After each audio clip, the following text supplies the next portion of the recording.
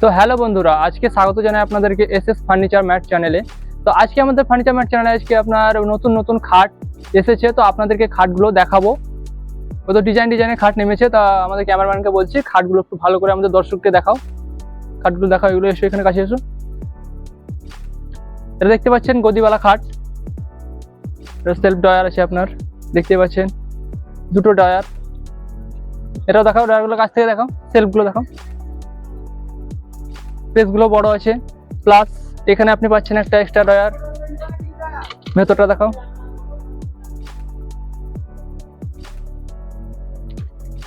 সবগুলো দেখাও, কালারগুলো সব দেখাও।